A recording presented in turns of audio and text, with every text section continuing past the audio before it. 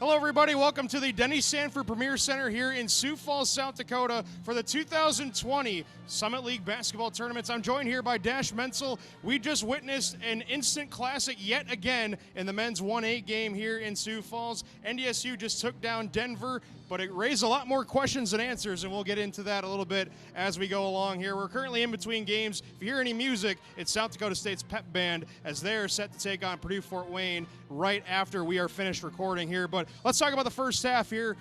A grinded out first half, kind of like we expected here coming in, huh? Yeah, no one could get an advantage in the first half. It seemed like every time someone may have had the upper hand, the other team would come right back and it would just be the same score all the way throughout.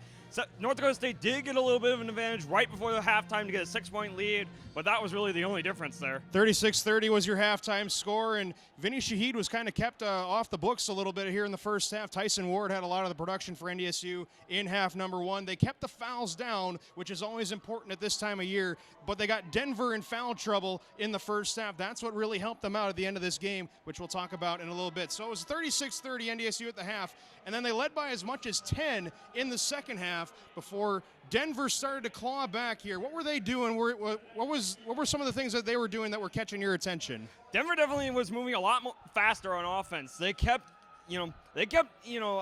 NDSU's defense on edge. They kept them confused, and that's how they were getting so many points. And NDSU really had no answers on offense. It was just missed shot after missed shot for the longest time, and they couldn't find any offensive production for a while there. A huge turnaround in that second half. Robert Jones, freshman out of Prior Lake, Minnesota, he was unstoppable down low. They kept getting a lot of points in the paint, Denver did. And that really was the Achilles heel for the Bison. That's why the Pioneers were able to keep it close for as long as they did in the second half. Robert Jones, his final line here in this one, 21 points and 5 rebounds, or 7 rebounds, beg your pardon. 21 and 7, that's not a bad stat line, even in a losing effort. So Robert Jones, he's only a freshman. He'll be a big-time player, it looks like, for them in the future. Denver as well, they were just led really by 3 players. It was Jones and it was Ade Murky, the lone senior on this roster, and then also Jace Townsend, all-star sophomore guard for Denver as well. But let's talk about the end of the game. That's what I think most fans will remember from this game. It came down to the wire, just like last year's 1-8 matchup. If you remember South Dakota State and Western Illinois last year, here in this building at this very time last year, it came down to the wire, but this time it was the 1 seed that prevailed. Let's talk a little bit about the end of the game. What were you seeing from your spot? It was kind of confusing at the end because Denver went up 65-60, and you start to think that Denver, they're just a foul or two or something from just pulling this one out of the water. But then NDSU started getting a few fouls to go their way, and they missed a couple of free throws. That was starting to hurt NDSU yet again. It was just like the South Dakota State game where they missed a couple of free throws late, which kind of hurt.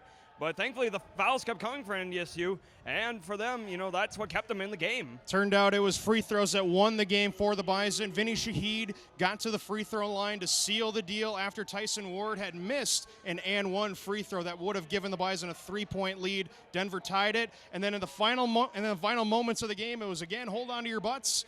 But NDSU prevailed. A last-second block by Sam Griesel on an offensive rebound at the buzzer. A lot of displeasure from the South Dakota State fans that were in attendance. A lot of blue in attendance, but oh yes, NDSU, though, they move on.